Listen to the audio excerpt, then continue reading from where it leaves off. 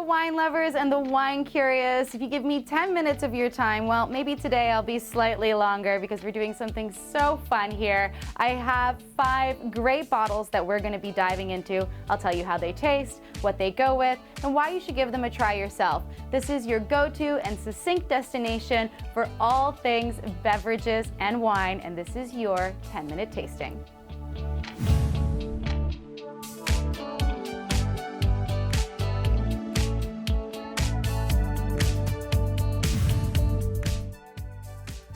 It's that time of year where we're getting into everything for celebrations, and if it wasn't clear before, we are getting into sparkling today, all things bubbly. So with that in mind, I thought I'd give you some quick tips on how to open a bottle of sparkling wine or a bottle of bubbly.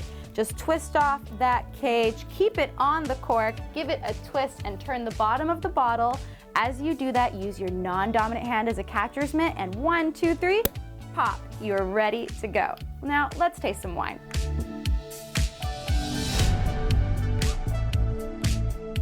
Let's get into our first bottle. This is the Juliet Prosecco Rosé DOC from Veneto, Italy.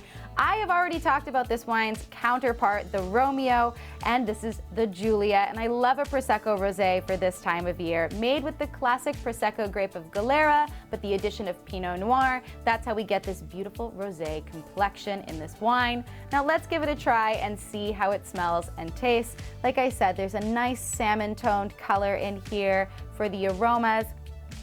Soft berry, watermelon, little bit of strawberry in there. White cherry and white raspberry too, even a touch of white pomegranate. Let's get on to the flavor. I love how Prosecco has this creamy tone to it. It's all in how it's made, and this one is really giving these nice like strawberry and cream notes on the palate with a nice mineral edge coming in and a bright finish. Now, you're probably noticing that I don't have this wine in a flute or in a coupe glass. You know, if you like serving your wines, your bubbles in either of those, please go right ahead and do so, but I have some thoughts about them. Flutes are great for showcasing bubbles, and coupes are great for showcasing the color of the wine. Now, both of them do have their downsides. Flutes are great for holding, but they don't showcase the aroma so great. And the same thing with coupes too, you kind of get hit in the face with all the bubbles. So I've put mine in a beautiful tulip glass by Juliet Glass, and I really love how with this one, you could smell it easily and taste it, and it really showcases this wine's potential.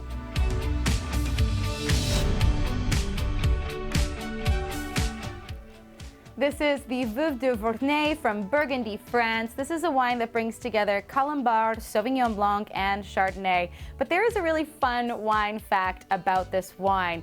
This wine was originally made in 1960 by Robert Charmat, the son of the scientist Eugene Charmat, who first created the Charmat method.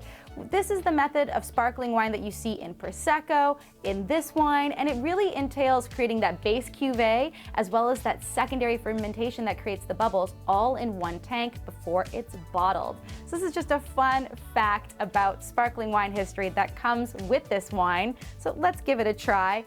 This is a really lovely, almost straw to yellow gold style color. There's a nice perlage mousse coming out of the glass, but let's get on to the aromas. There is some zesty herbaceous notes in here, little bit of lemon and lime and herbal characteristics. There's also some nice like underripe star fruit in here and pear notes too. Let's get on to the palate. I love bubbles so much. On the palate, we get a little bit of toastiness from that lees aging, and we're really bringing in this almost marzipan almond note mixed with that soft pear feature. It's not 100% off dry, but it has a little bit of sweetness in the finish as well. This is such a wine that comes with a great fun fact. I love serving this for a party.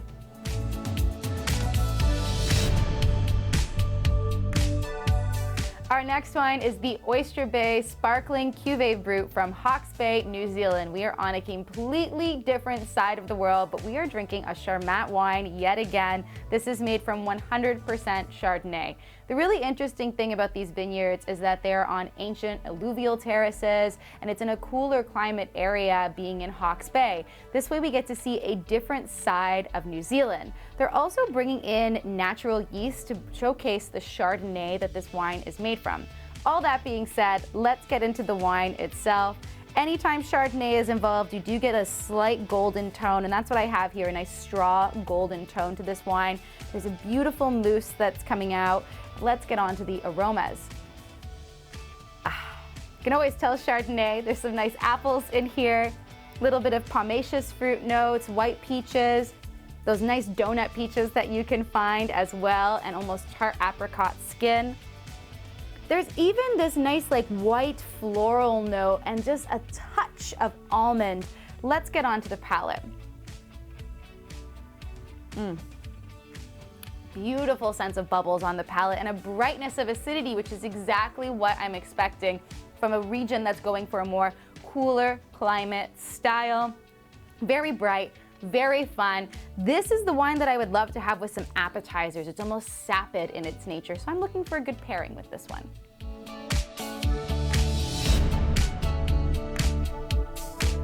This is the Laurent Perrier Cuvée Brut Rosé Champagne from the Champagne region of France. You know, Laurent Perrier is the largest family and female-owned champagne house in the region. Their style is very airy, lifted, and elegant, which is what we're going to be looking for within this wine. However, this Cuvée Rosé is a very emblematic wine of the house. It was first made in 1968, and while other champagnes tend to blend together red and white grapes to create almost like a pale pink-colored wine, this one starts with Pinot Noir and runs forward. Keeping those Pinot Noir grapes on a cold maceration for 72 hours, you get to pull out this great color. As it goes through its first fermentation to its second one to get the bubbles, it spends time aging on lees for 5 years. So this is a truly special wine. Let's get into it. You can tell that there's almost like a copper-toned raspberry color to it and some really soft bubbles coming up through the glass. For the aromas, this is just so elegant right away. You have this like raspberry pastry tart, little bit of that kind of toasted brioche note, mixed in with some beautiful red floral notes, little bit of strawberry and cherry in there, and you get this almost heavenly lift to the aromas. Let's get on to the palate.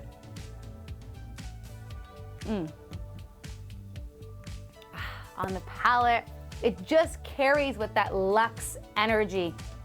Beautiful fine bubbles that dance across the tongue. Little bit of tart fruit notes in there, but it's that brioche softness that really comes in with this wine that makes it such a luxury and an elegant treat. This is the perfect thing to dive into this time of year if you want to treat yourself.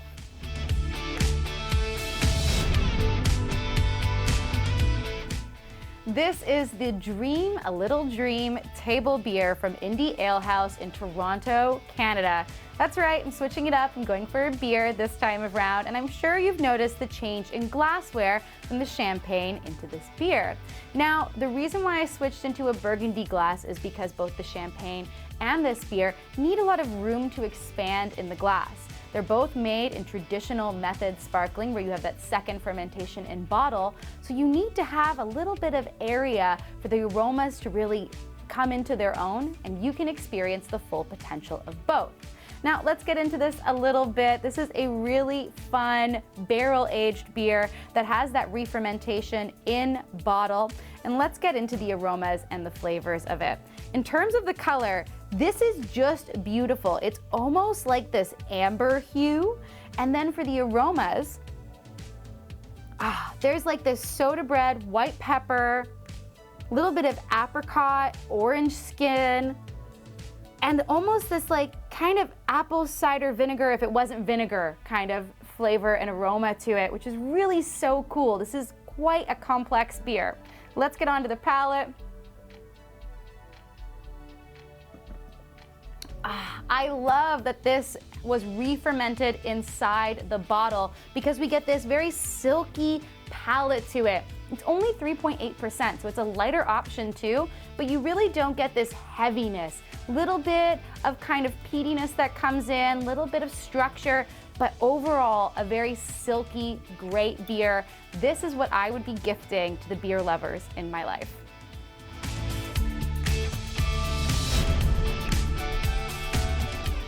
There you have it, everyone. This has been our all about sparkling tasting. I wanted to bring the glasses back up and just really line them up so we can see all the hues of the sparkling category, because there's so much in here. And I'd like to hear from you as well. Don't forget to like and subscribe and comment right down below for which bubbles you will be drinking this holiday season. And I'll be back very soon with another 10-minute tasting.